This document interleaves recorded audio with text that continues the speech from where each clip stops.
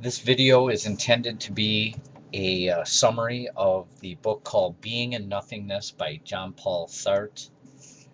And the book is 800 pages long. It is very in-depth and complicated.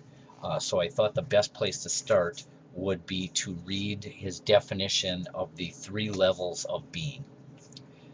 The first is being for others.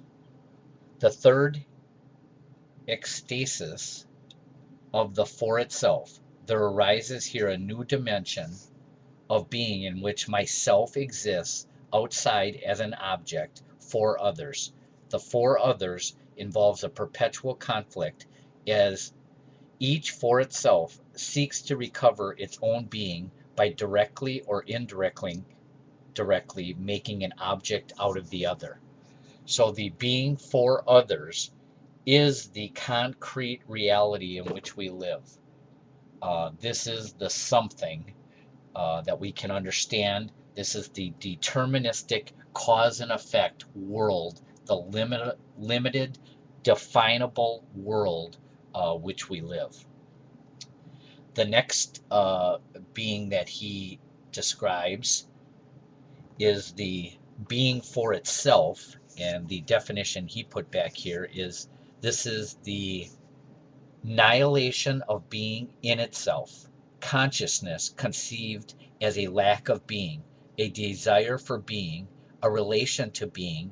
By bringing nothingness into the world, the for itself can stand out from being and judge other beings by knowing what it is not. Each for itself is the annihilation of a particular being.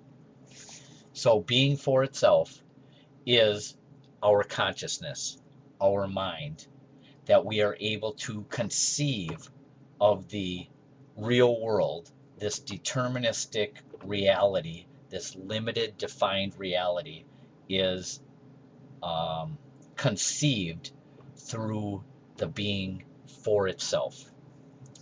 And then finally, the being in itself definition is non-conscious being. It is the being of the phenomenon and overflows the knowledge which we have of it.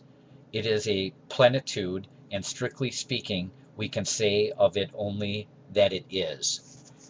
Being in itself is non-conscious being. It is through our consciousness that we are able to conceive of the something, the real world, which is the being, and that's why it says being and nothingness. We conceive of the being, the world which we live, but also are able to conceive of our non-conscious nothingness, which underlies all of this. The being in itself is free, eternal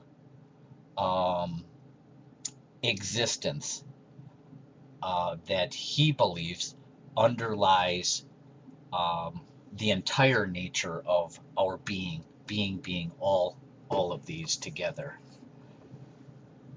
The being for others, the concrete world, is that deterministic cause and effect world.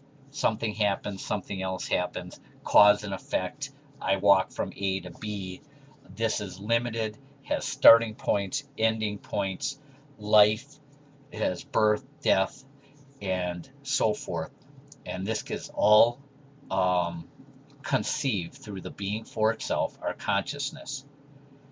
Again, underneath that reality, it is due to our consciousness that we are able to conceive of this nothingness.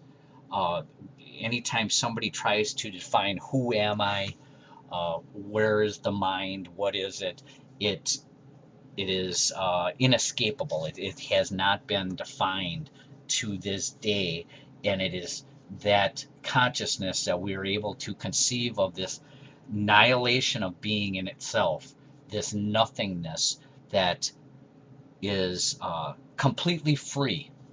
And the fact that it is this nothingness allows it to be completely free. Whereas when consciousness conceives of something um, in the real world, that's where this cause and effect deterministic world exists. So these are quick definitions of the three states of being which he defined. Again, this is a very long, involved book, and in the next videos we'll get into some of this deeper. Thank you.